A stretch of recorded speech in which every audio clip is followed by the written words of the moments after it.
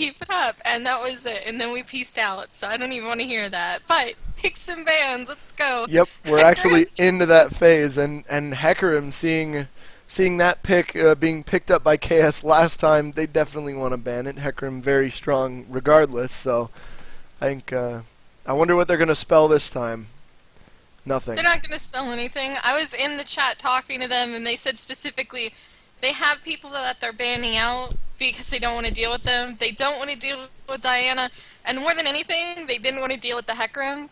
Just Hecarim being one of those really great late scaling junglers. You could see how effective he went as the game went on, even in that last game. The longer the game went on, the better he did, and they don't want to deal with that, but in the same vein, they don't want to play Hecarim either, so they just decided to take him off the board. Teemo was nothing more than an annoyance last game, and they did not appreciate the shrooms, and they just decided to clear him off the board before any more damage could be done. And of course, Diana's Diana, so why not take away an assassin? Meanwhile, we've got the solo queue all-stars being banned out from the purple team, Amumu, Blitzcrank, and Vi. Definitely, and I think that the Thresh pickup Thresh, in my opinion, is almost a better, more utility Blitzcrank right now, especially because Blitzcrank, not really going to be able to do quite as much as Thresh. However, he does have some aspects where he is better, but overall he's hard to balance because he's one of those champions that's very skill based, and if he's a strong champion and you have him in someone of the hands that are a very skilled player, then that Blitzcrank is just going to wreck face. Whereas opposed to, if you have someone who may not have the best, who may not be the best player and plays the Blitzcrank, you're going to see just a regular old champion like, oh, and Blitzcrank's not that OP, you just got to dodge his hooks. Yeah, well, the big detriment to Blitzcrank, more so than just the skill cap, came with his recent set of nerfs where I can't remember if it's his Q or not, his hook at level 1. His Q. Yeah, I thought it was Q. I am an amazing caster, by the way. Ladies and gentlemen, Lunet the Herald, give a round of applause for this derpiness. At least you didn't misname Hecarim and call him Thresh. Yeah, okay, that's true. But Blitzcrank's Q at level 1 costs exactly half of his mana bar with no extra investment for mana. That is a lot. Like, Tarek's Dazzle, before the recent buffs to him came and Dazzle cost less mana, used to take 1/4 of his mana bar. In comparison, it's a huge difference. It's just, you dodge 2 hooks in the early game, your laning phase is set up to pretty much be good for the rest of the game. All it takes is dodging out those 2 hooks.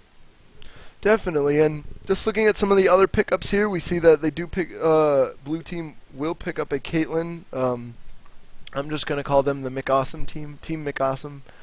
Why are you scared to call them Team Badass McAwesome? Badass McAwesome. You guys didn't want to call them Fuck Noobs Get Gold either. Yeah, I don't want to. We've had some god-awful team names on this tourney before. I think some of the best ones were, just Hitler did nothing wrong.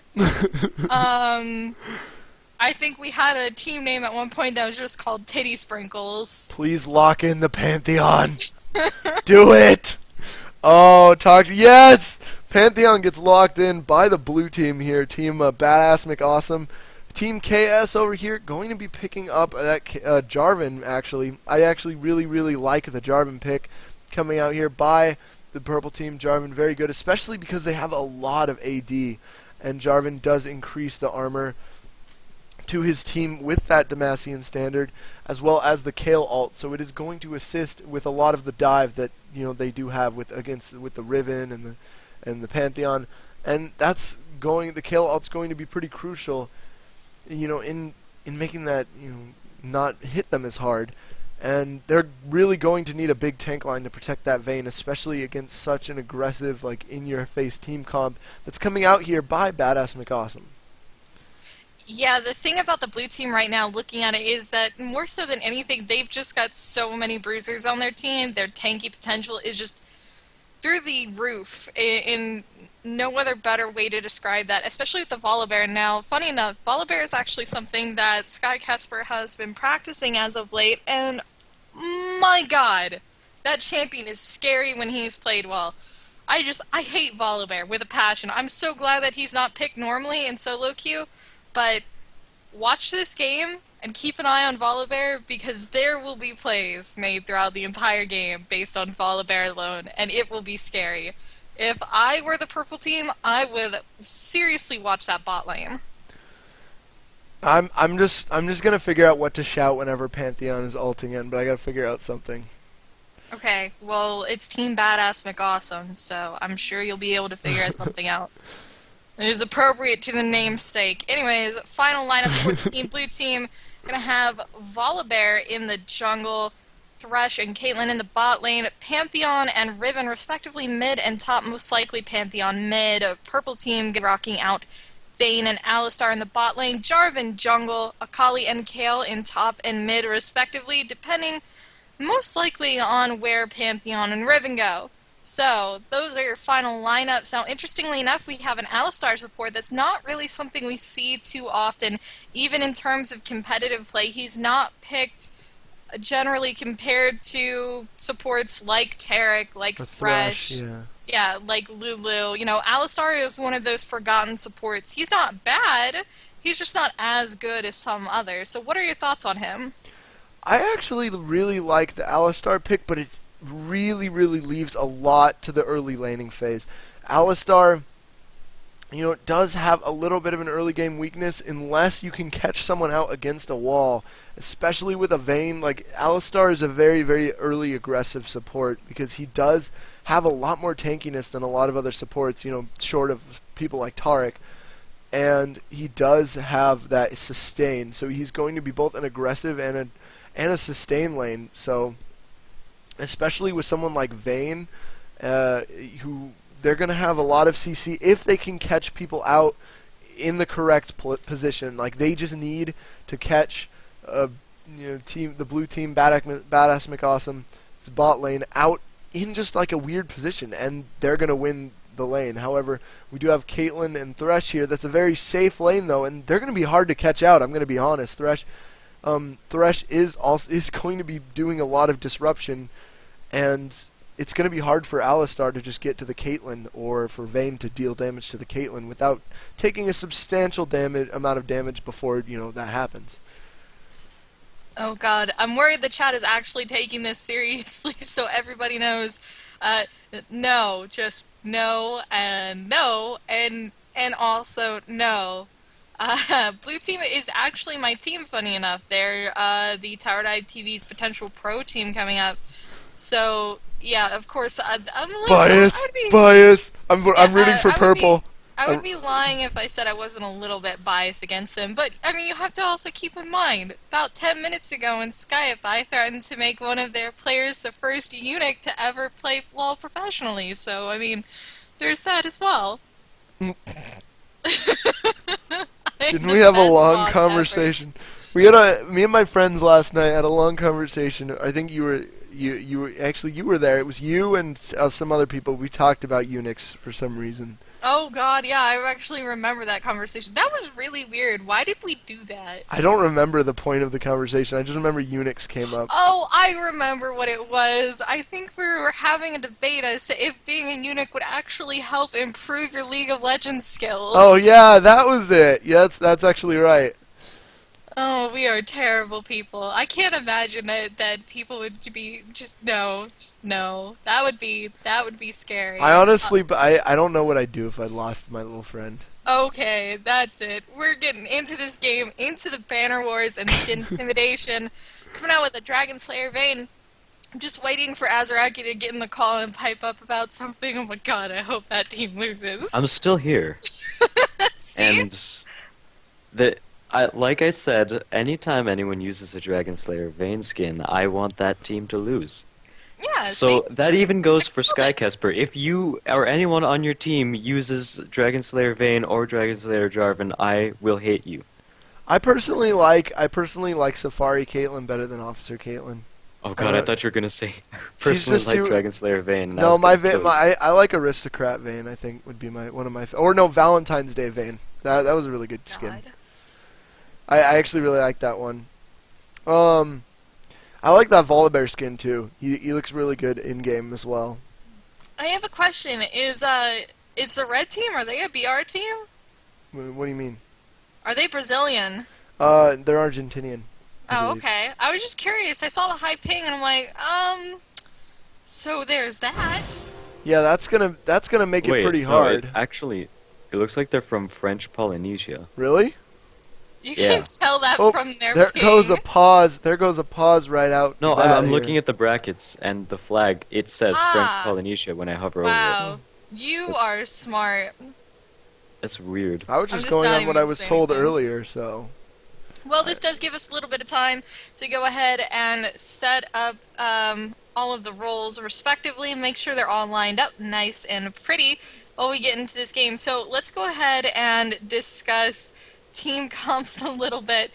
You know, And I I can think organize this. exactly while I'm talking. There we go. I think red team has got a lot of potential for damage coming out. Kale, despite the nerf she received to her Q and that added damage no longer being there from the applied slow, you know, I think she's still really strong. I think she still has a lot of potential in this team comp. If she goes and builds up with some damage, you've got Kale, Vayne, Akali, and with Jarvan and Alistar to be that disrupting front line to keep Volibear away, to lock out Pantheon and Riven from being able to get to those two, they might be able to do quite a bit of damage. It's just something that we'll have to see Right? in the coming match. So, I mean, if their execution is good enough, they'll have the advantage in the team fights. By the way, I'm getting a lot of confirmations that they are Argentinian from the chat. Okay, they're Argentinian. That's nice. It's pride. Pride Yes. for the tournament and stuff. I don't. I'm sorry. I'm sorry. It's not a matter of whether they're Argentinian or not. I just noticed that they had incredibly high ping, and I mean, there are games where I don't like playing above 150 ping because I find it disruptive. How about because of if you're going to call us out on that, Simon, you tell us why there's a pause. But anyway, going off like what you were saying about team comps, I forgot where we left off. I'm pretty sure Riven just said blue in chat because he has no idea how to communicate with these guys. Blue, please. I want blue. But as you can see, one thing I like to note, or I'd like to say is a bit different, is Thresh did start the rejuvenation bead as opposed to the mana regeneration. A summoner has reconnected. Oh, we're waiting for a reconnect here. Looks like. So we might be getting into this game, maybe, if that was the only disconnect. Continue speaking. But well, I was gonna keep talking. I was thinking, pondering. But he did start rejuvenation bead on Thresh, which is very interesting. It's going to give him a little more sustain in lane down there in the bot lane, and that's gonna help him kind of keep up with Alistar a little bit. It'd be interesting to see what Caitlyn ends up buying. Doran's Blade, interesting. So they're gonna. That's a very, very aggressive start in my opinion because you have no sustain, so you either need to get a kill or be forced out of lane. However, it does have a little bit of sustain attached to it. However, it's in my opinion, you're going to get dove on if you pretty much buy a Doran's Blade and expect your only sustain to be auto attacking. And it's also going to just push your lane. So it's going to be interesting to see how that works. I figured if you'd want to go aggressive, you might want to start Mana Crystal, but maybe the regen bead is actually going to give them, you know, a little bit of an advantage because when they trade aggressively, they're going to be able to keep up with a little bit of Alistar's sustain. Not quite as much as he has, but ooh, Kale's in a lot of trouble here. Kale's in a lot of trouble here, and she's going to get seen by the whole blue team. I'm not sure if she's going to get flashed. Going to get caught by that hook, and that goes first blood right there. Kale not even choosing to blow her flash to try to dodge that there, or maybe just did it too late, and there is a big ping difference, but that was a very good catch there by the blue team. Yep. Make sure to hit the jump to live button. I think you're actually a couple of seconds behind me, but let's go ahead and get into a few points that you discussed. Longsword, Two Pots, or Doran's Blade is the standard for AD carries at this point. With the nerf to boots and buffs to movement speed, that came. It's just those are the two optimal builds right now. There's no reason to build boots and pots. The early game boots just aren't worth it at this point. And more so than that, the start on Thresh is exceptionally standard, but so is Alistar's as well. It just depends on what they're going for. Alistar is going for a more Doran Shield, no GP10 oriented start, and those starts are very good at being very defensive, which is exactly what this bot lane should be looking to play. Vayne doesn't have that early game power until she hits level 6, so she kind of has to be careful with her trading potential versus Caitlyn. Caitlyn did the right thing by picking up that Doran's Blade and wanting to go for a more aggressive start, if only for the reason that she wants to be able to poke Vayne down and keep her from getting any kind of good early game in. And here comes Jarvan. They do not have a ward here yet, so Jarvan could look to go a little bit aggressive on the bot lane here, and yeah, he almost revealed himself there, and oh, he's not going to be able to go aggressive though because of the fact that Vayne is so low right now, and Volibear is coming as well. I think he was spotted there, and it looks like Riven is going for the first blood here, getting the broken wings. Unfortunately, the heal does go off there, and the Ignite ticks will not be enough. Actually, no, there was no heal, but for some reason the HP bar glitched, and it looked like there was a little heal there, but unfortunately, so far, all lanes for the blue team showing a lot of dominance. Yeah, and if we take a look at Kayle, it does look like she didn't have her heal. She did have health potions ticking away, however. And it looks like Pantheon flashing under the tower really quickly there, picking up first blood with that Ignite and that Q. Very, very nice play there. And it looks like Musewell gets in trouble right here. Exhaust does go down on Vayne, but Thresh picking up the kill. I'm not sure if Alistar is going to be able to pick up the kill, though, for the red team. And very, very nicely played there. Alistar is going to be able to walk away there, but very, very nicely played by the blue team. A complete misstep by Alistar. Unfortunately, when he tried for his headbutt pulverize combo, he didn't move behind Caitlyn to actually knock her back into the turret, and Caitlyn was just able to continue to sit there and do more damage and not be locked up further in the turret range. Had he actually executed that combo correctly, that would have been a guaranteed kill onto Caitlyn. Apparently I didn't notice it, but Kayle did pop a red pot. That she did have that as her starting item.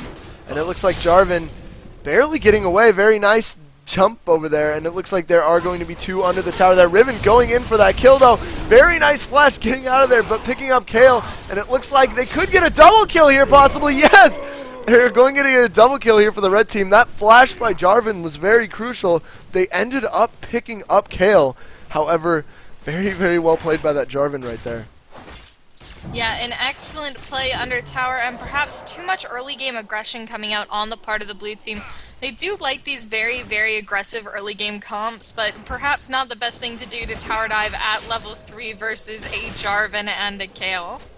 Definitely not. But that I still have to say that key turning point right there was definitely that flash by Jarvan. And let's take a quick step back here and take a look at some of the lanes and how they're going. Top lane, we do see that Riven is going, and very, very nice net there by Caitlyn, getting her out of Alistar's knockup there. Vayne being taken pretty low there by Thresh. Not sure if they're going to be able to follow up, though. No, they're not going to have any way to gap close. Caitlyn not having flash to blow, but looks like there will be no kill there. But as I say, Riven does have that early Doran's Blade that's going to give her a lot of pain against Kayle. Kayle, very mobile, and it does have a little bit more sustain than Riven. Well, not... Yeah, she still does have the potion. She does have that armor, trying to just survive the laning phase. So, and it did get it mixed up. I thought Akali was going to be top, so I had my things mixed up. In the jungle here, Jarvan leading Volibear just a little bit, but Volibear does have an extra assist, having a Giant's Belt already pretty early in the game, so that's pretty good. Pantheon going for that Brutalizer. Very, very good pickup by Pantheon. Black Cleaver, at least in my eyes, is almost core on Pantheon. Going against Akali. Akali is pretty shut down at this point, only having about 9 farm, currently no potions and just boots. So we're going to have to see how that transitions into the late game there. And bot lane, it looks like so far Caitlyn is dominant that early start, getting her a nice lead. Yeah, it looks like Alistar, as predicted, has gone ahead and picked up that Doran's shield, and as we thought, Thresh opting for that GP10 star. But in the top lane, it looks like we have some very, very nice aggression coming out from Riven. One full combo will go ahead and take care of Kayle. Unfortunately, not being level 6, having been down a bit of EXP in lane, it just let Very it... nice hook there onto Vayne. Sorry for interrupting you, but it looks like there is going to be a fight here. Shield goes down on both of them, and it looks like Thresh does take a tower hit. That's going to bring him really low. Very nice flash, though, but Vayne wants to follow up. Now she might be in trouble here, though, because Caitlyn here, Pantheon looked like he was going to ult, but then cancel it right away. And it looks like Pantheon is going to be able to cut off Vayne here. Vayne, it looks like she's in a lot of trouble here. That will be a pickup for Pantheon. Yeah, and very nice call by him there, deciding to cancel that ult, went ahead and preserved that cooldown for himself, and also allowed him to come down and get a kill. Akali not quite wanting to follow up on that, knowing that unfortunately Pantheon's burst damage is going to be able to do just that. Pantheon again picking up another kill there in the mid lane. Very, very nice combo by their Pantheon. So far ahead of Akali right now, and as we know, Pantheon does a lot of damage early to mid game. It's where he really shines. The biggest issue that comes with running Pantheon in mid that most AP carries don't expect is the fact that, I mean, Pantheon mid, they don't know how to adjust because he does a lot. Well, he does physical damage. That's Pantheon's thing. He's a bruiser. The issue comes from the fact that Pantheon does physical damage and most AP mids aren't geared towards running any form of armor. It's all MR. And because of that, Pantheon is just able to exploit it and dominate the lane. There are actually pro players as tricks. One of the things they do in lower elos, if they're smurfing, is they run AD carry runes and masteries on AP mids. Because AP mids don't typically make a lot of investment in armor, they just auto-attack throughout the early game and absolutely dominate. Definitely, those auto attacks can add up. Not only does it make CSing a little bit easier, but that extra 15 attack damage off an AD page is really going to add up. And very, very nice thing by Thresh right there, pulling Volibear in. He does, however, catch Alistar out, not level 6, but Kesper being taken down really low, his passive saving his life, and the exhaust did go on Vayne, so not the most successful gank. Here comes Jarvan, though. Not sure if they're going to be able to follow up. Does not get the knockup, though, because of Thresh's knockup, and now Caitlyn is trapped in that Cataclysm. Alistar is in the middle of that fight, though. Still not level 6, though. And here comes Pantheon. This could be very bad for the red team, and that will be a 3-0.